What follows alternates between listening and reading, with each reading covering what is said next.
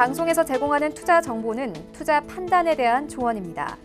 방송에서 제공하는 주식의 가치, 가격 상승 및 가격 하락에 대해서는 방송사에서 보장하지 않습니다.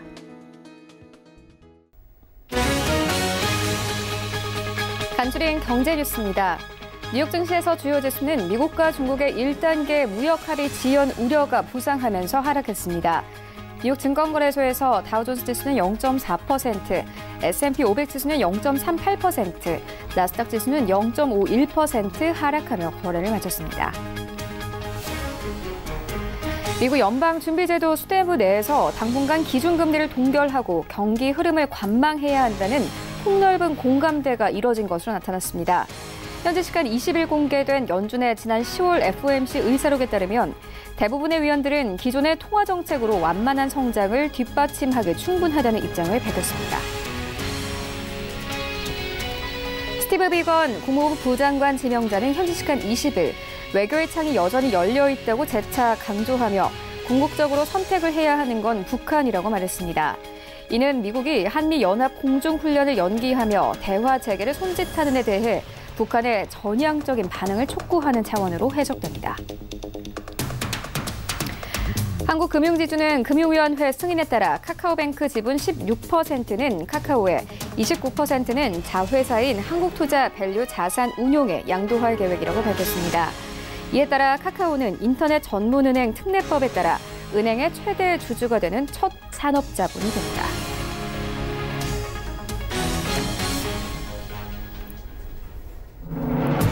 네, 시청자 여러분 안녕하십니까? 출발 증시 와이드 1부 시작합니다. 최윤입니다. 어제 우리 증시 양시장 모두 하락하며 거래를 마쳤습니다. 코스피 시장 거의 3거래일 만에 40포인트가 빠지면서요. 2160선에서 20선까지 내려앉았습니다. 코스닥 시장 어제 시장에서 거의 2%가 가깝게 빠졌습니다. 650선마저 이제 이탈이 되고 649선까지 내려오면서 어제 시장 종가가 형성됐습니다. 일단 어제 수급 좋지 않았습니다. 코스피 시장에서 외국인들이 3천억 원 넘게 팔아치웠는데요. MSCI 리밸런싱으로 인한 매도로 추정이 되고 있습니다. 외국인들은 MSCI 편입 비중을 중국 A주의 편입 비중을 5% 늘리기 때문에 그만큼 우리 시장에서 팔아치우고 있는 상황인데요. 코스닥 시장도 마찬가지입니다. 외인과 기관들 매도하면서 어제 시장 2% 가깝게 빠졌습니다. 오르는 종목보다 내리는 종목들이 더 많은 장이 연출됐습니다. 이런 가운데 간밤에 뉴욕 증시 3대 지수도 모두 하락하며 거래를 마쳤는데요. 미국과 중국의 무역 협상에 따라서 시장의 불안감이 커지고 있습니다. 이런 시장 상황들 출발 증시 와이드 1부에서 정확하게 알아보도록 하겠습니다. 네, 먼저 글로벌 시시각각 시간에는요. 이 뉴욕 증시에서 최근 정보기술, 이 IT 종목들이 10년 만에 최대 상승세를 보였습니다. 배경 함께 짚어보도록 하겠고요. 이어서 국제 에어쇼에서 보잉이 규모는 크지 않지만 보잉 737 맥스 8을 수주하는 데 성공했습니다. 이 보잉 이슈 짚으면서 항공산업 전체적으로 짚어보도록 하겠습니다. 네, 이어지는 라이브 이슈타임에서는요. 글로벌 TV 시장에서 삼성전자가 30% 넘는 점유율을 달성하면서 2분기 연속 30%의 점유율을 돌파했습니다. 함께 주가 흐름까지 짚어보도록 하겠고요. 이어서 코스닥 상장사인 루미마이크로가 지난 13일부터 6거래 연속 상승세를 이어오고 있습니다. 주가 흐름 함께 짚어보도록 하겠습니다. 출발 증시 와이드 1부 지금 출발합니다.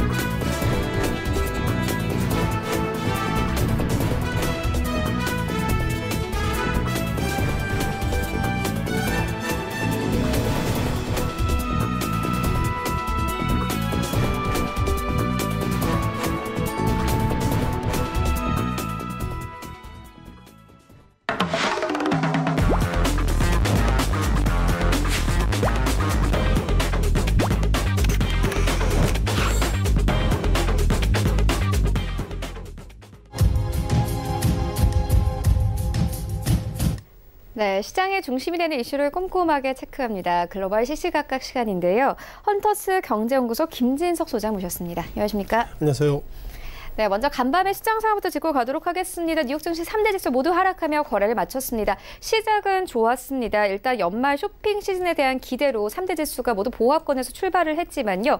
1단계 무역 협상 타결이 내년으로 미뤄질 수 있다라는 보도가 나오면서 3대 지수가 모두 하락으로 전환이 됐습니다. 시장 상황 좀 더 자세하게 좀 짚어주시죠. 네, 오늘 새벽 끝난 미국 증시는 몇 가지 팩트가 있는데 한 가지 정리를 좀 해야 될 것 같습니다. 자, 무엇보다 홍콩 관련된 상당히 부정적 이슈가 커지고 있고요. 그리고 앞서 말씀드렸던 것처럼 미국과 중국의 어떤 무역 협상들이 좀 더 딜레이 될 수 있다. 즉 올해가 아니라 내년에 될 수 있다. 이런 얘기가 있고요. 마지막으로 지난 10월 달에 했던 즉 FMC 회의의 의사록 이런 세 부분들이 올 뉴욕 증시에 상당히 큰 부담으로 작용했다. 이렇게 말씀드려보겠습니다. 잠시 화면을 통해서 다우지수의 모습을 먼저 말씀드려봐야 될 것 같은데요.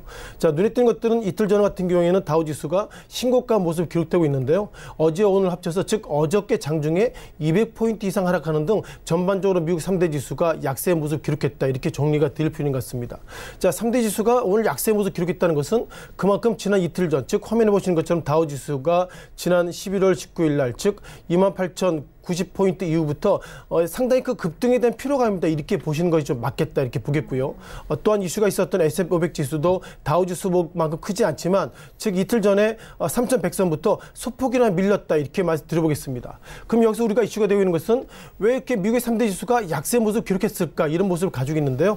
가장 큰 이슈가 미국과 중국의 무역 협상이 올해가 아니라 내년으로 연기될 수 있다. 이런 부분들이 시장에 크게 나오고 있는데 과연 시장에서 어떻게 해석하시는지 좀 보실 것 같습니다. 자, 이거 보신 것이 로이터 통신인데요. 결국 이 이슈 때문에 미국 증시가 급락했다. 이렇게 말씀드려봐야 될 것 같고요. 중요한 것은 미국과 중국의 무역 협상이 어쩌면 올해 끝나지 않을 것이다라고 얘기를 하고 있고요. 헤드라인 이렇게 잡아놓은 것이 상당히 눈에 띄고 있지만 올해는 끝나지 않을 것이다는 얘기가 있었고 그리고 트레이드 소스 즉 무역 관계자에 따르면 이런 얘기를 하고 있는데 아무도 이런 무역 관계자에 대한 얘기를 데이터를 좀 체크해 보니까 로버트 라이트 하이저 그러니까 미국 무역 대표부의 입에서 올해보다는 내년 초로 미국의 무역 협상이 연기될 것 같습니다. 이런 소식에 일단 미국 증시가 하락의 빌미가 됐다 이렇게 보겠고요. 그럼 이제 트럼프 대통령 얘기를 좀 보실 것 같습니다. 이게 어제 얘기인데요. 즉 어떻게 보면 마리노 그러니까는 어떻게 보면 미국의 어떤 대통령의 이거 헬기 같은데요. 헬기 출발 전에 트럼프 대통령이 이런 얘기했습니다. 주요 내용 두 번째 보시면요. 이게 백악관의 어떤 리마크의 부분인데요. 트럼프 대통령이 바라볼 때는 미국 경기가 좋아지고 있다. 이틀 전에 상당히 이런 얘기했고요. 그만큼 이틀 전 미국 증시가 어떻게 보면 역사적 신고가와 맞물렸다 보겠습니다. 또한 우리는 여전히 중국과 지금 현재 무역 협상을 하고 있다 얘기가 나오고 있고요. 그리고 중요한 것은 차이나가 이번에 무역 협상을 원한다. 이렇게 좀 단정적인 얘기하고 있습니다. 일단 그럼에도 불구하고 어떻게 보면 비교적으로 보면은 내가 그 협상에 잘할지 모르겠지만 나는 중요한 것은 이것이 좀 좋게 이어질 것이다. 이런 얘기하고 있기 때문에 백악관에게 상당히 긍정적인 얘기 그리고 또 다른 로이터 통신에 보면 미국과 중국의 무역 협상이 올해가 아니라 내년으로 연기될 수 이런 부정 얘기가 있는데 가장 이슈가 되고 있는 것은 백악관 부대변인 입장에서 보면 이 미국과 중국의 1단계 그러니까 합의 문서와의 진전이 있다. 이런 반박이 있기 때문에 현재까지 데이터는 상당히 혼주되어 있습니다. 다만 중요한 것은 그만큼 미국 증시가 지난 이틀 전 즉 급등에 의한 피로감으로 보시는 것이 맞다고 생각될 것이고요. 또한 미국과 중국의 무역 관련돼서는 아직까지 정확한 소스가 아니기 때문에 이런 부분들의 판단은 지금보다 좀 여유를 가지고 보시는 것이 맞다 보겠습니다. 또한 최근 들어서 미국 증시가 역사적 신고가 즉 급등했던 주요 이유 중에 하나가 어떻게 보면 미국의 어떤 FMC가 기준금리를 그동안 올해 들어서 벌써 3번 내렸는데 3번 내렸기 때문에 미국의 결국 유동성이 많아서 그만큼 미국 증시가 상승한 것은 아닌가 이런 좀 판단을 가지고 있고요. 자, 마이니트를 보실 것 같습니다. 어떻게 보면 직전, 즉 10월 달에 29일, 30일, 즉 FMC 회의 때 이때 기준금리 인하했는데 이때 연준위원들이 어떤 얘기했는지 그런 마이니트가 오늘 새벽 나왔는데요. 이번에 페이지가 상당히 깁니다. 이번에 1페이지부터 이번에 몇 페이지까지 나왔냐면요. 자, 보시면 17페이지까지. 통상 이렇게 마이니트 회의록이 17페이지까지 나온 적이 많지 않았는데 그만큼 의사록의 회의가 길었다 얘기 나오고 있고요. 17페이지에 대한 내용을 제가 다 말씀드릴 수 없겠지만 주된 내용을 잠깐 정리해 보면 기본적으로 그 지난 10월달 FOMC 때까지 3번의 기준을 인하했고 앞으로 인하하기는 어렵다는 얘기 나오고 있고요. 다만 그럼에도 불구하고 기본 팩트 관련돼서 미국과 중국의 협상 이런 부분들이 아직까지 불확실성이 큽니다. 이런 것을 강조하기 때문에 제가 볼 때 오늘 새벽에 끝난 뉴욕 증시가 뭐 부정적 이슈가 있겠지만 그만큼 상당히 급등에 대한 피로감이 커지고 있다는 것을 정리될 것 같고요. 또한 미국과 중국의 무역 협상 관련돼서는 예상보다 상당히 다른 얘기가 나오고 있기 때문에 아직까지 정확하게 정리할 수 없다. 그리고 FOMC 앞으로 뭐 한 번 이제 미국의 FOMC가 남았는데 기준금리는 당분간 내리지 않을 거다 이런 얘기가 있어서 지난 이틀 전을 비롯해서 미국 증시의 급등은 그만큼 어떤 미국의 기준금리 인하를 통한 시장의 유동성이 많은 결과다 이렇게 세 가지 키워드로 정리를 해봤습니다. 네, 그리고 간밤에 뉴욕 증시에서 기술주들은 그래도 선방했습니다. 증권사에서 엔비디아 같은 경우에는 투자 의견을 매수로 상향 조정하면서 상승 흐름을 가져갔는데요. 일단 최근 뉴욕 증시에서 IT 종목들, 정보 기술 종목들이 10년 만에 최대 상승세를 보이고 있습니다. 우리 시장에서도 IT 종목들 그래도 괜찮거든요. 관련해서 배경은 어디 있다고 보십니까? 일단 뭐 미국 증시가 상당히 급등했기 때문에 우리가 지난 어떻게 보면 그 2017년, 18년 그때 급등 다시 한번 맞는 것은 아닌가 이런 좀 의구심이 있고요. 다만 2017년도 같은 경우에는 트럼프 대통령 취임 이후에 경제를 살리기 위해서 이런저런 노력을 많이 했다. 이런 부분들이 상당히 시장을 좀 기대감 속에서 좀 뜨겁게 나온 것은 아닌가 이런 부분들이 가장 큰 이슈가 있다 보겠습니다. 다만 가장 이슈가 되고 있던 것들은 종목별 흐름들을 다시 한번 체크해 볼 필요가 있다고 보겠는데요. 여전히 우리가 시장에 상당히 고민을 가지고 있는 것이 작년 즉 올해 초에 주가 밀렸을 때 미국에는 전략가들이 이런 얘기했습니다. 아시는 것처럼 계속 제가 몇 번 단어를 좀 말씀드리겠지만 미국과 중국의 어떤 무역 전쟁 이런 부분들이 미국 증시를 비롯해서 글로벌 증시를 어렵게 만들 것입니다. 이런 얘기를 많이 했고요. 또한 IMF나 몇몇 데이터를 보면 어떻게 보면 미국과 중국의 이런 어떤 무역적인 이슈가 커지기 때문에 세계는 불확실하다. 따라서 어두울 거였다. 이런 얘기 했음에도 불구하고 어떻게 보면 미국의 IT를 비롯해서 기술주가 급등하고 있어서 과연 이것을 어떻게 해석해야 될지 좀 상당히 그 답이 좀 모호하다고 말씀드려보겠고요. 또한 블룸버그를 비롯해서 몇몇 데이터를 보면 그럼에도 불구하고 결국 미국이 기준금리 3번 인하했다. 그만큼 미국 경제가 좋음에도 불구하고 유동성이 많다. 이런 부분들이 상당히 시장을 좀 견인한 것은 아닌가 이렇게 말씀드려보겠습니다. 자, 그럼 몇몇 이슈를 좀 보실 것 같은데요. 자, 무엇보다도 우리가 홍콩 증시의 어떤 리뷰를 좀 잠깐 좀 드리면서 말씀을 좀 드려보는 거 좋을 것 같습니다. 아시는 것처럼 최근 들어서 홍콩 증시가 상당히 변동성이 커지고 있다고 말씀드려보겠고요. 잠깐 홍콩 증시의 모습을 좀 보시면 좋겠는데요. 자, 항생지수의 모습을 잠깐 좀 보셔야 할 것 같습니다. 무엇보다도 상당히 항생지수가 최근 들어서 급등 급락의 모습을 가지고 있고요. 가장 이슈가 되고 있던 것도 6월 달부터 보시면 될 것 같습니다. 즉 6월 달에 홍콩 증시의 모습들이 지난 4월 달부터 보시면 3만선 그리고 최근 들어서는 2만 6천선까지 약세 모습 보이고 있었고요. 그만큼 미국의 증시의 어떤 상승 하락을 넘어서 결국 미국과 중국의 무역 전쟁을 넘어서 홍콩 증시가 상당히 불안정하기 때문에 이것이 글로벌을 어렵게 만들 것입니다. 이런 얘기 있음에도 불구하고 상당히 좀 이슈가 좀 커지고 있다 보겠고요.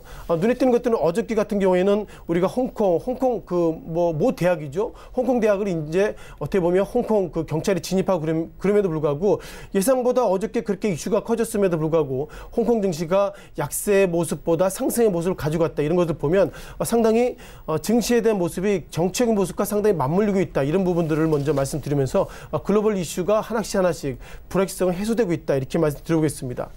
또한 최근 들어서 미국의 IT라고 얘기를 하지만 정확하게는 IT보다도 반도체 어떤 종목들의 상승세가 상당히 눈에 띄고 있다 보겠고요. 무엇보다도 우리가 통상 어플라이드 머티리얼즈라고 우리가 얘기하고 있는데요. 이 종목에 대한 한번 방향을 좀 보겠습니다. AMAT의 모습을 가지고 있는데요. 이 종목들이 올해 들어 상당히 상승폭 커지고 있습니다. 2019년도, 2018년도는 어떻게 보면 이 종목의 주가가 28달러선 그리고 최근 들어서는 73달러이기 때문에 1년 동안에 이 종목의 주가가 거의 2배 정도 상승했다. 이런 부분들을 보면 여전히 반도체에 대한 상당히 그 고점 논란이 있음에도 불구하고 상당히 상승폭이 커지고 있다. 이렇게 말씀드려보겠고요. 또 한 종목 관련해서 우리가 ASML 홀딩스라고 얘기를 좀 말씀드려보겠는데요. 이 종목도 상당히 좀 상당히 그 이슈가 좀 커지고 있다 보겠습니다. 눈에 띄는 것도 이런 종목들이 반도체의 큰 이슈로 좀 나오고 있는데 ASML을 좀 보시면 좋겠는데요. 이 종목을 다시 한번 차트를 체크해 보면 앞서 보셨던 것처럼 종목별 상승 관련돼서 이런 반도체 관련 종목들이 상당히 상승에 견인하고 있어서 기술주가 상승하는 것이 아니라 반도체 관련 종목들이 상승하고 있습니다. 이런 부분들을 좀 구분해서 좀 말씀드려보겠습니다. 자, 그렇지만 또 몇몇 페이퍼는 미국 증시가 상승보다 하락할 여지가 많습니다. 이런 얘기를 좀 많이 하고 있는데요. 우리가 통해서 과거에 얘기했던 것들이 빵 종목들이 좀 많이 이슈가 되고 있습니다. 그동안 빵 종목들이 상승할 때마다 미국의 기술주가 좀 상승했는데 빵 종목 관련돼도 우리가 페이스북부터 말씀드려보면요. 페이스북의 주가는 상승하지 않았다고 보증이 정확한 것 같습니다. 작년 12월 달 같은 경우에는 123달러, 그리고 최근 들어서는 197달러이기 때문에 단기간에 상승한 것은 맞지만 앞서 보셨던 두 종목보다는 상승폭이 상당히 떨어졌다. 이렇게 좀 말씀드려보겠고요. 또한 그동안 우리가 가장 이슈가 있었던 아마존의 주가가 실적이 나왔는데 2년 내 이번에는 실적 상당히 부진한 모습을 가지고 있었고 지난 시기에 우리가 주봉의 차트를 보시더라도 어마무시한 아마존의 모습이 어떻게 보면 2018년도 9월달 이후에 꺾였다 이렇게 말씀드려보겠고요. 단기간의 모습을 보시면 빵 종목 관련돼서 아마존 소비재 관련돼서 우리가 공룡주라고 얘기하고 있는데 아마존의 주가가 상승폭이 크지 않습니다. 즉 아마존의 주가가 상승폭이 크지 않다는 것은 어쩌면 제가 지난 시기에는 미국의 데이터를 통해서 소비재 관련돼서 시장에 돈이 많이 있다 이렇게 말씀드렸음에도 불구하고 주가가 상승폭이 떨어지고 있다 이런 부분들은 어떻게 보면 상승에 대한 피로감인지 아니면 그만큼 소비재에 돈이 적은지 그런 부분들을 다시 한번 우리가 좀 확인해 볼 필요 있는 것 같고요. 다만 우리가 애플의 주가는 상당히 상승폭이 커지고 있다. 이런 모습 속에서 빵 종목의 주가가 상당히 그 종목 따라서 변동폭이 커지고 있다 보겠습니다. 마지막으로 구글의 모습을 좀 보실 것 같은데요. 자, 구글의 주가도 상승폭이 커지고 있습니다. 그러니까 빵 종목 관련돼서 애플에 대한 종목 그리고 구글 종목 이 두 종목 이외에는 예상보다 상승폭이 떨어지기 때문에 제가 볼 때 미국의 기술주가 상승했다기보다도 반도체주는 상승하고 있고 그리고 어떻게 보면 빵을 이끌었던 즉 전통적인 기술주는 상승폭이 떨어지고 있다는 걸 보면 전체적으로 미국의 증시에 대한 상승폭이 상승보다는 하락적으로도 생각하시는 것이 맞다 이렇게 좀 말씀을 좀 드리겠습니다. 네, 알겠습니다. 이어서 다음 이슈로 옮겨가 보도록 하겠습니다. 국제 에어쇼에서 보잉이 규모는 크지 않지만 보잉 737 맥스 8을 수주하는 데 성공했습니다. 좀 최근에 안전에 대한 불신이 있었잖아요. 관련해서 좀 업계가 움직이게 될까요? 일단 뭐 보잉에 대해서 좀 이슈가 좀 있었고요. 그래서 뭐 보잉 말씀하신 것처럼 이번에 그 어떻게 보면 에어쇼를 통해서 보잉의 어떤 수주가 일어나고 있어서 보잉의 주가가 상승할 것은 아닌가 그런 기대가 있는데 제가 볼 때는 일단 뭐 결론부터 말씀드리면 상당히 부정적이다 이렇게 좀 말씀을 좀 드려보겠습니다. 아시는 것처럼 지난 3월이죠. 3월 달에 에티오피아 항공 그 302편이 추락을 했고 이걸 통해서 보잉 그 737 맥스 이와 관련돼서 현재 운항 중단이 된 상태이기 때문에 이런 부분들은 상당히 어떻게 보면 보잉의 어떤 실적에 상당히 큰 영향을 미치고 있다 보겠습니다. 기본적으로 그 보잉이나 그 로키드 마틴 소위 그 비행기 만드는 회사는 그 주력 비행기가 그만큼 운항 정지됐다 그런 부분들은 실적에 영향을 가지고 있기 때문에 앞서 강조드렸지만 일단 실적인 면에서는 상당히 좀 부정적이다 이렇게 보겠고요. 지난 2019년 3월 그러니까 이번에 에티오피아 항공 추락 전까지 보잉이 납품한 보잉 737 맥스 관련돼서 전 세계 47개 항공사 이 가운데서 350대를 좀 인도했다 보겠고요. 잠깐 보잉의 주가를 좀 보시면서 말씀을 좀 드려야 될 것 같습니다. 아무래도 시장이 상당히 의구점을 가지고 있는 부분들이 이런 부분인데요. 지난 3월 달의 모습을 보시면은 지금 보시는 것처럼 3월 달에 어떻게 보면 보잉의 주가가 상당히 좀 약세 모습들이 저 급락의 모습 보였다고 말씀드려보겠고요. 자, 보잉의 주가가 지난 3월 달에는 어떻게 보면 주당 446달러 그리고 3월 중순에는 약 360달러로 단기간에 급락의 모습 보였었고요. 보잉의 주가가 과거에 그러니까 911 9.11 때도 그때 뭐 보잉이 우리가 그 아시는 것처럼 무역센터 빌딩을 이렇게 부딪혔을 때 그때 보잉의 주가의 급락 이후에 두 번째로 상당히 지난 3월 달에 급락이 일어났다 이렇게 보겠습니다. 그만큼 보잉의 주가가 상당히 변동성이 커지고 있다 이렇게 말씀 드려보겠고요. 그럼 보잉 737 맥스에 대한 리뷰를 좀 드려보겠습니다. 자, 지금 이게 보잉의 어떤 홈페이지의 모습을 보고 계시는데요. 보잉 737 맥스 이런 부분들 이게 어떤 기기 결함 이런 부분을 가지고 있고요. 737 맥스와 관련돼 상당히 좀 뭐 기본적으로 나오고 있지만 중요한 것은 737 맥스 관련돼 가지고 이렇게 전 세계 많은 국가, 많은 그 항공에서 우리 보잉 737 맥스 쓰고 있습니다. 이런 얘기하고 있고요. 그만큼 많이 쓰고 있다는 건 뒤져보면 그만큼 보잉의 실적이나 주가에는 상당히 부정적이다. 그리고 이 가운데서 대부분의 737 맥스가 운항 정지이기 때문에 실적이 상당히 좀 부정적이지 않을까 이렇게 말 들어보겠고요. 그러면 어떤 항공사들이 이렇게 쓰고 있나 보겠는데 자, 보시는 것처럼 캐나다를 비롯해서 에어차이나 등 많은 그 항공사들이 보잉 737 맥스를 쓰고 있는데 결국 운항 정지를 하고 있다는 걸 보면 상당히 부정적이다. 이런 부분들을 강조를 드려야 할 것 같습니다. 자, 그럼에도 불구하고 월스트리트 저널에서는 어저께 그 독일 루프트한자와 그리고 터키 항공사의 그 합작 벤처사입니다. 회사에는 보니까 선 익스프레스가 사고 기종인 맥스 8을 10대를 주문을 비롯해서 몇몇 회사들이 이번에 그 737 맥스 60여 대를 주문했기 때문에 이것을 보면 이제는 많은 그 항공사들이 737 맥스 관련돼서 부정적인 이슈가 좀 약해지는 것은 아닌가 이런 좀 이슈가 있는데요. 중요한 것은 트럼프 대통령 취임 이후에 아시는 것처럼 뭐 전쟁 이런 부분을 상당히 압박했기 때문에 록히드 마틴 그리고 보잉의 주가 소위 전쟁 관련주가 상승했던 부분이 있어서 이것을 어떻게 해야 될지 모르겠지만 중요한 것은 에어차이나 이 부분을 좀 보셔야 할 것 같습니다. 아시는 것처럼 중국이 뭐 과거에도 우리가 나왔지만 중국의 그 비행기는 많이 있지만 어떻게 보면 조종사가 없어서 한국을 비롯해서 많은 이렇게 글로벌 조종사를 중국에서 블랙홀처럼 빨아들이고 있다. 이런 것처럼 중국이 상당히 한국의 욕구가 많이 나고 있는데요. 지난 시기를 넘어서 상당히 몇몇 페이퍼 보면 중국 항공사가 보잉 관련된 상당히 주 고객이랍니다. 그러다 보니까 에어차이나를 비롯해서 이런 중국에 있는 어떻게 보면 항공사들이 뭐 보잉 737 맥스를 비롯해 많은 거 사왔는데 이제는 여기서 우리가 이슈가 되고 있는 것이 미국과 중국의 무역 관련된 상당히 이슈가 커지고 있다면 에어차이나도 결국 미국을 상대해서 압박할 것 중에 하나가 우리가 그렇다면 보잉 비행기를 우리가 안 살 것입니다. 이런 부분들이 있기 때문에 여전히 보잉의 주가는 상당히 부정적이다. 이렇게 좀 말씀드려보겠고요. 자, 마지막 페이퍼 관련돼서 이번에 보잉이 그 지난 3분기 실적 나왔습니다. 실적이 예상보다 적게 나왔지만 중요한 것은 보잉이 3분기 실적을 넘어서 4분기 실적이 얼마입니다. 이런 추정치를 내놓지 못했습니다. 결국 추정치를 내놓지 못했다는 것을 보면 737 맥스가 현재 영업정지이기 때문에 결국 미국의 국토부, 우리가 한국말로 말씀드리면 미국의 국토부가 737 맥스를 아마 4분기에는 운항정지를 풀릴 것이다. 이런 얘기 나오고 있는데 이것이 정확하게 정리되지 않은 이상 보잉 회사 스스로도 4분기 영업실적에 대한 데이터를 내놓지 못한다면 결국 보잉의 주가는 지금보다 부정적일 수 있다. 이렇게 말씀을 드려보겠습니다.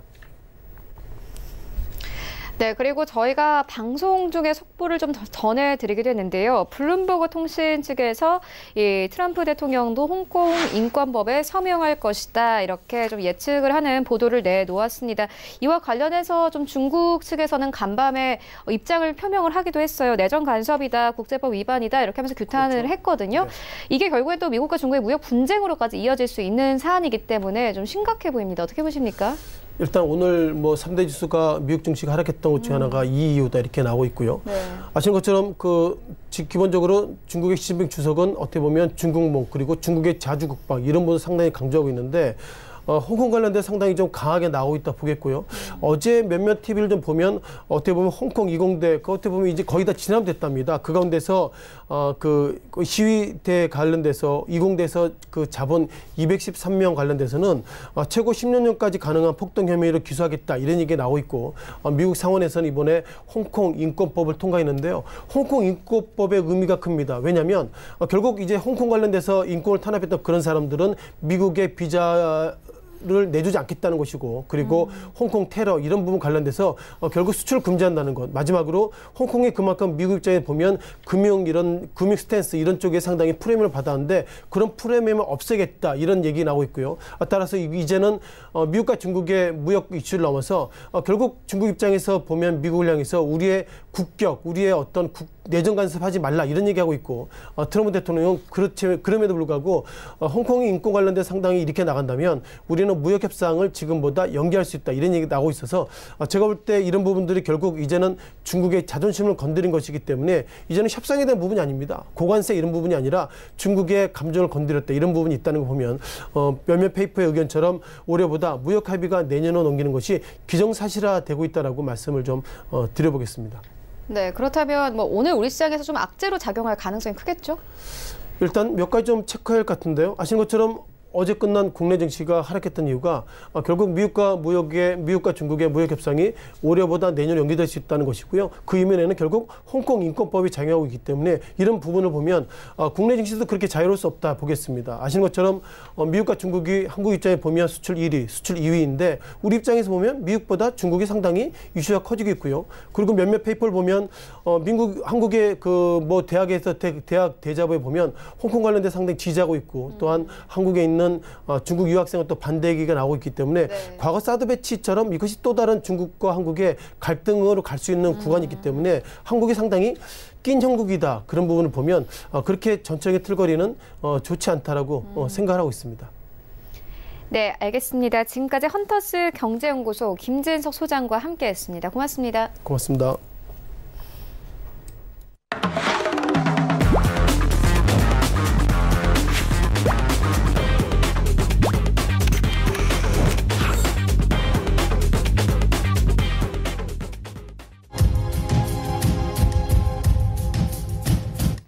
네, 이번에는 국내 시장 쟁점 함께 분석해 보도록 하겠습니다. 라이브 이슈 타임인데요. 펠리즈 투자앤리서치 김민수 대표 전화 연결되어 있습니다. 안녕하십니까? 네, 안녕하십니까? 네, 먼저 한일관 관련해서 좀 보고 가도록 하겠습니다. 현지 시각 19일 스위스 제네바 WTO 본부에서 열렸던 한일 2차 간 이 양자 협의가 서로 입장만 확인한 채 좀 종료가 됐습니다. 결국에는 법적 공방으로 가는 수순을 밟게 되는 것으로 보이는데요. 어떻게 보고 계십니까? 네, 어제 관련된 뉴스는 잘 봤고요. 근데 지금, 기대감이 그렇게 전혀, 있다고 보긴 힘든다고 봐야 될 부분이라고 생각되고 있고요. 그런 측면으로 봤었을 때, 일단, 한국이, 일본의 수출 제한 조치에 대해서, 세계 품목, 이쪽에 대해서 일단, 할 수 있는 만큼은 다 하겠다라는 입장으로 보여지고 있고요. 일본은 전혀 반응하지 않겠다라는 입장이다 보니까, 무엇보다 이제 지금 분위기는 양국의 차이가 아무래도 분명하게 좀 드러나는 그런 변화라고 봐야 될 것 같고요.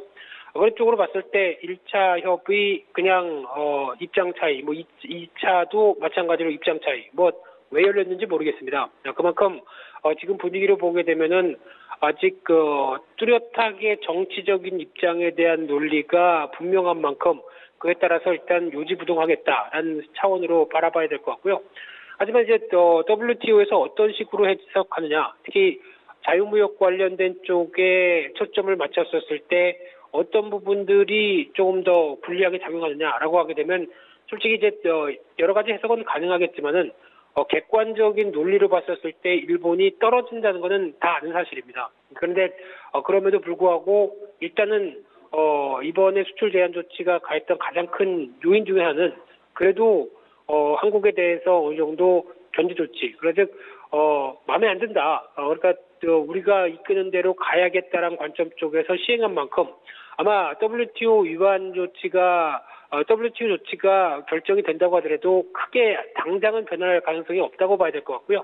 그런 차원에서 봤었을 때 이번에 또 하나 연계돼서 부담감으로 작용할 수 있었던 게 지소미아 관련된 부분들인데 이쪽하고는 일단 상관은 없죠. 그러다 보니까 그쪽과는 연계는 아니라고는 얘기를 하고 있는데 결론적으로 말씀드리게 되면은 아직 한일 간의 여러 가지 부담감이나 그에 따른 어떤 지금 결과물을 날기에는 아직은 여러 가지 정치적 입장들이 그렇게 크게 바뀐 게 없다라는 관점 쪽에서 좀 더 시간이 필요하다라는 관점 쪽으로 해석해야 될 것 같습니다. 네, 이렇게 되면 수출 규제는 계속될 것 같은데요. 우리에게는 위기이자 기회일 것 같습니다. 대표님의 의견도 궁금합니다. 네, 위기이자 기회라는 표현을 쓰다 보니까 제가 보기엔 앵커님이 공무원이신 줄 알았습니다.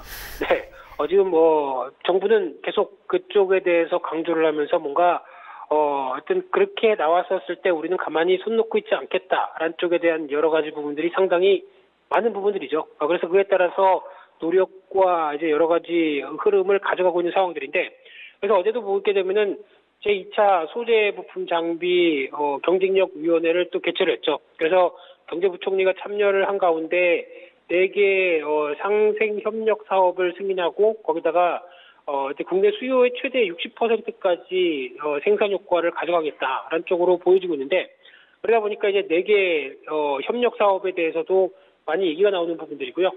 특히 2차 전지 관련된 부분들, 그리고 반도체 장비 쪽에 대해서 아직 수입 의존도가 90%다 보니까 이를 끌어올리겠다는 부분들, 그리고 자동차, 항공 같은 핵심 소재 쪽에서 얘기 나왔던 부분들이 탄소 소재입니다. 그래서 아마 오늘 만약에 어제 같은 경우도 시장이 그렇게 크게 흔들리는 모습들이 나오지 않았으면은 이런 관련된 종목들도 또 한번 테마주로 정부 정책과 함께 움직이지 않았을까라고 생각되고 있는데 일단 좀 미약하죠. 그리고 계속 반복된 얘기다 보니까 좀 테마로서의 영향력은 좀 제한됐다고 봐야 될 것 같고요.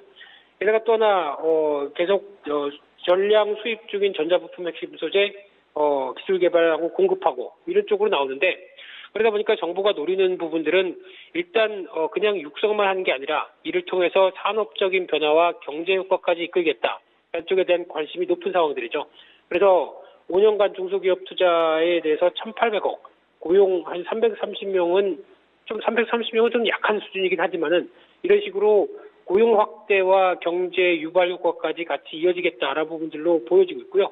그러다 보니까 가장 중요한 부분들은 정부 입장은 뚜렷하다고 봐야 될 것 같습니다. 일단 일본이 그렇게 나오는 만큼 정치적으로 말려가지 않겠다. 또 하나 경제적으로는 우리의 자립을 가져가겠다라는 부분들이 뚜렷하다고 봐야 될 것 같고요. 그런 차원에서 지금 이어지고 있는 올해 여름부터 나오고 있는 소부장, 즉 소재부품 장비 경쟁력 강화 관련된 부분들이 계속 쏟아지고 있는 상황들인데, 그에 따라서 아마 관련된 산업이나 여러 가지 여파들은 계속 긍정적일 가능성은 높습니다. 왜냐하면 그만큼 정책적인 드라이브와 함께 성과가 나올 가능성, 대표적으로 어떤 단순하게 소재 부품만은 공급하는 회사가 문제가 아니라 가장 끝 하단에 있는, 그러니까 즉 대기업 중심으로 제조를 해서 완성을 시켜서 수출을 해야 되는 어떤 가장 큰 당위성에 대해서 어느 정도 문제가 나오고 있는 상황이다 보니까 당연히 키울 수밖에 없는 상황들이겠죠. 그런 관점 쪽에서는 여전히 어떤 산업적인 확장세는 계속 이어갈 가능성이 높다는 쪽에서 계속 결과물이 나오는 업체들이나 그에 따른 실적들은 조금 더 챙겨봐야 될 부분들이다라고 정리를 해야 될 것 같습니다. 네, 일본 쪽도 좀 타격이 클 것 같은데 이 부분은 어떻게 보고 계십니까? 네, 일본은 별로 신경 안 쓰는 분위기입니다. 네. 타격이 커도 아마 일본의 국가 분위기를 보게 되면 이게 과연 일본이 민주주의인지 아니면은 약간 전제주의인지 군국주의인지 좀 헷갈릴 정도로 아직 뭘 희생한다고 하더라도 정치적인 논리가 더 분명하다라고 하게 되면 그를 밀고 나가려고 하는 경향들이 좀 크다라는 게 지금 확인된 부분이라고 봐야 될 것 같고요. 단기적으로 경제적으로 좀 손해를 본다라고 하더라도 지금 그게 우리의 명분과는 상관없다라고 하는 흐름들이 뚜렷하다 보니까 참 일본도 솔직히 말씀드리게 되면은 제정신이 아닐 수도 있다라는 관점도 들어가고 있는데, 일단 결과로 데이터로 나오는 부분들을 보게 되면 9월달에 대한국 수출액 보게 되면 15% 정도 줄었고요. 10월달엔 더 커졌습니다. 23% 줄었죠. 그래서 기존의 주력이라고 했을 수 있던 자동차 쪽도 수출이 한 60% 이상 주는 모습들이고요. 식료품 58%, 그리고 금속 가공 기계 같은 경우도 50%대, 반도체 쪽도 한 46%대 이런 상황으로 나오다 보니까 일본과의 관계 쪽에서 일본 제품을 안 쓰겠다라고 하는 불매 운동의 여파들도 같이 이어지는 쪽의 변화라고 봐야 될 것 같고요. 대표적으로 음식료 관련된 쪽도 맥주겠고요. 거기다가 자동차 쪽은 당연히 어떤 불매 운동의 여파가 같이 일어나는 쪽이라고 보여지고 있는데, 그런 쪽으로 봤었을 때 한국 관련된 쪽에서 10월 달에 대일본 수출액도 같이 보게 되면 줄고 있는 상황들이죠. 약 한 12% 줄고 있는 상황들인데, 마찬가지로 일본으로 수출하는 반도체라든가 석유 제품, 의류 모두 다 감소가 되다 보니까 일단 가장 중요한 부분들은 이런 어떤 자유무역주의의 근본이 되는, 그러니까 즉 정치적인 논리로 인해서 어떤 교역 자체가 양국이 축소되고 있다. 이 부분 관련된 부분들이 가장 큰 팩트고요. 그에 따라서 나오고 있는 변화가 아무래도 제일 부담이 되고 있다는 거는 다 양국이 모두 다 아는 사실이 아닐까 생각됩니다. 그런 관점 쪽에서 일단 지금 확인해야 될 부분 같은 경우는 그나마 그래도 한국이 그동안 보여줬던 대일 무역 적자가 축소가 되고 있다라는 쪽에서 어느 정도 성과가 나느냐라는 부분들로 해석하는 게 아니라 오히려 교역 자체가 위축되면서 나오는 변화라고 봐야 될 것 같고요. 일본 전체적인 무역 수지도 한 4개월 만에 흑자를 보였다라고 하게 되면 일단 큰 그림상으로 봤을 때 한국과 관련된 부분들이 무역에서 차지하는 비중이 그렇게 크지 않기 때문에 이를 충분히 상쇄할 수 있겠다라고 하는 논리도 일본 정부의 입장이겠죠. 그래서 아마 지금 끌고 나가고 있는 상황들 자체가 한쪽 부분들 쪽에서는 좀 손해를 본다고 하더라도 다른 쪽 부분에서 충분히 커버를 할 수 있다라는 관점들로 어떤 큰 그림상으로 밀고 나가다 보니까 희생해야 될 부분들은 희생하자. 하지만 아직은 우리 정치적 논리가 더 중요하다. 이런 쪽으로 나가고 있기 때문에 마찬가지로 나오고 있는 데이터 가지고 일희일비할 부분은 아니라고 생각되고 있고요. 여전히 정치가 어떤 여러 가지 경제적인 부분들을 발목을 잡고 있는 현상, 좀 더 오래 갈 수 있다라는 쪽으로 접근해야 되지 않을까 생각됩니다. 네, 이번에는 종목별로 좀 살펴보고 가도록 하겠습니다. 글로벌 TV 시장에서 삼성전자가 30% 넘는 점유율을 달성하면서 2분기 연속 30% 점유율을 돌파를 했습니다. 삼성전자의 주가에는 어떤 영향이 있을까요? 네, 한마디로 삼성전자 화이팅, 뭐 이렇게 말씀드리고 싶은 네. 부분들이고요.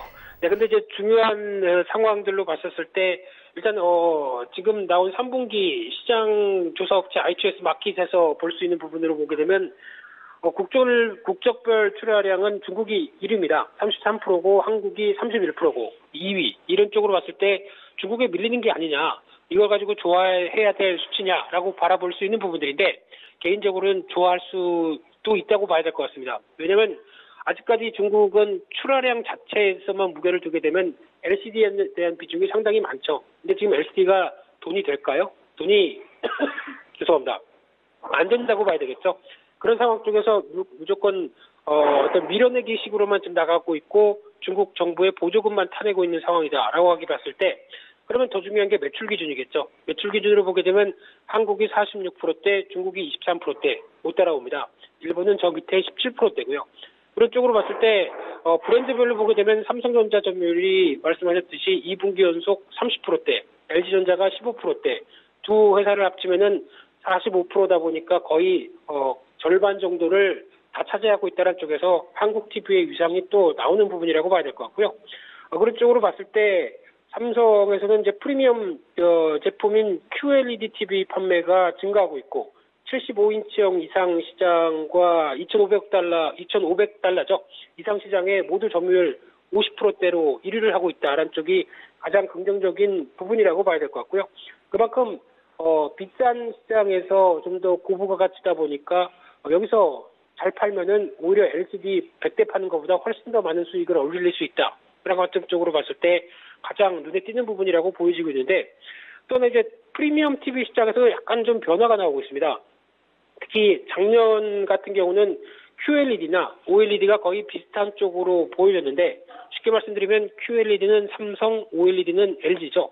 그런데 올해 3분기 들어오다 보니까 QLED는 130만 대, OLED가 67만 대, 격차가 커졌습니다. 그만큼 여러 가지 QLED냐, 뭐 퀀텀 다시냐, 아니면 유기 발광 관련된 OLED냐 이런 쪽에서 화질 논쟁부터 자체 발광을 하다 보니까 눈에 덜 필요하고 뭐 여러 가지 논란은 많다고 하더라도 일단 어떤 소비자들의 선택은 QLED 쪽으로 기울고 있다는 관점들이 상당히 높다고 봐야 될 것 같고요.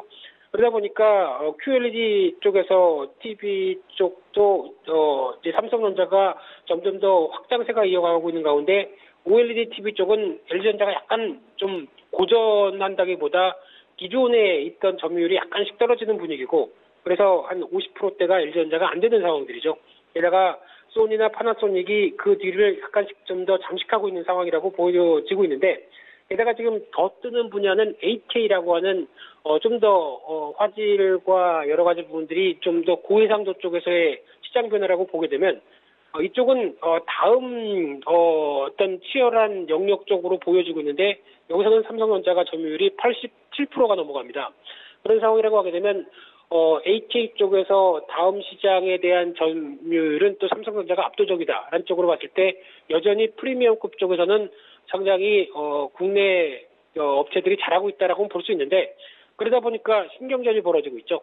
삼성과 LG가 또 약간 비방전이 이어지기 시작하면서 지금 연말 TV 시장의 성수기 그리고 프리미엄 TV 쪽의 최대 소비 시장인 북미 쪽에서 주도권을 좀 다툼을 벌이고 있다고 보여지고 있는데 그런 상황이라고 하더라도 그렇게 크게 부정적이라고 보기보다는 일단 약간 상대방한테 좀 기스를 낸다고 한다고 하더라도 여전히 우리 시장 점유율을 좀 확보하는 데 노력을 하겠다라는 관점들이라고 보면 너무 감정적으로만 건드리지 않는다고 한다면 그나마 그래도 경쟁은 자본주의 사회에서 필요한 악이겠죠.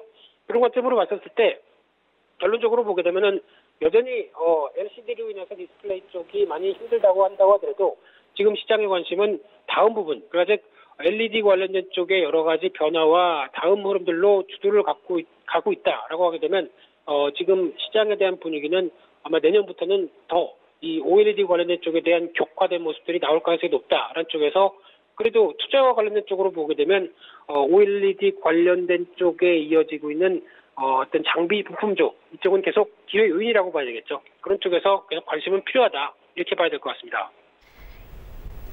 네, 알겠습니다. 이번에는 코스닥에 상장되어 있는 종목 한 가지 보고 가도록 하겠습니다. 루미마이크로가 지난 13일부터 6거래 연속 상승세를 보이고 있습니다. 주가가 급등하고 있는 상황인데요. 흐름 조금 더 자세하게 좀 살펴봐 주시죠.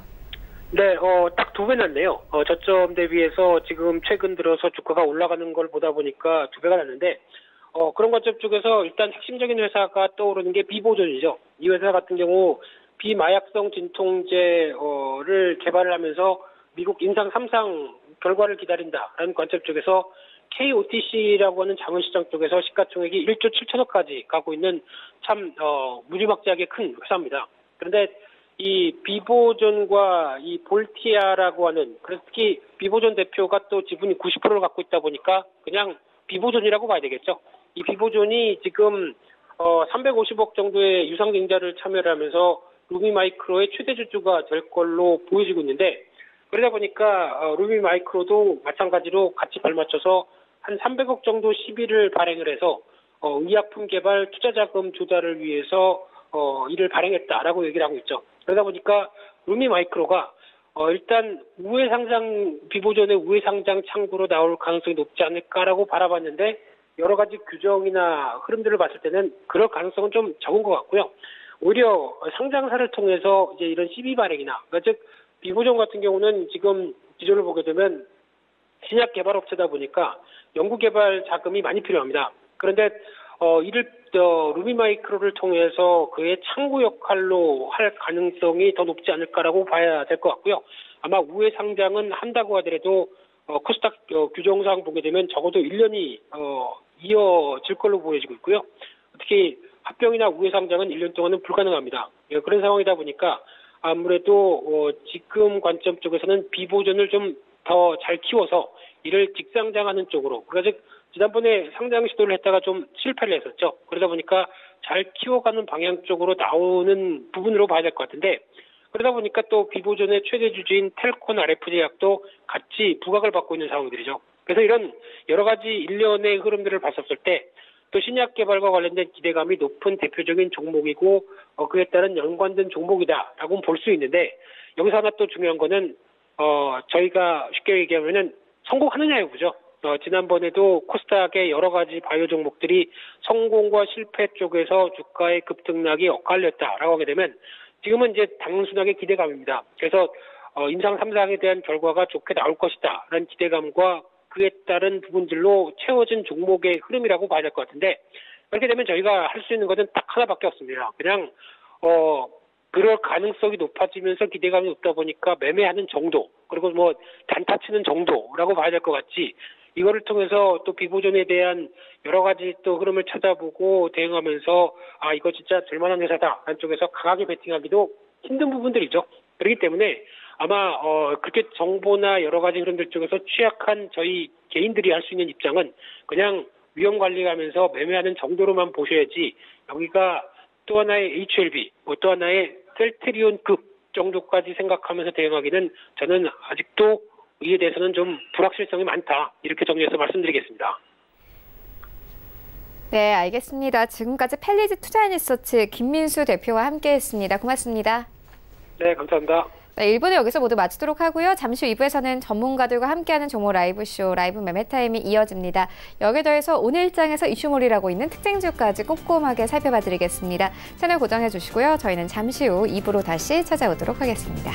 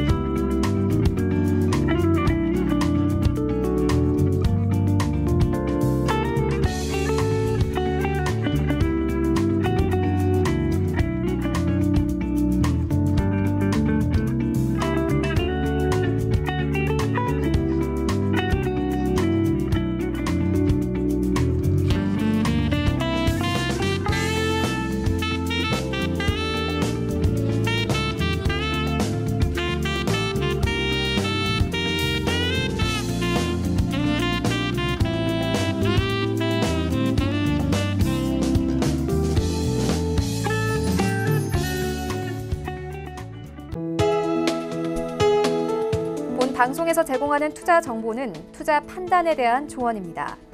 방송에서 제공하는 주식의 가치, 가격 상승 및 가격 하락에 대해서는 방송사에서 보장하지 않습니다.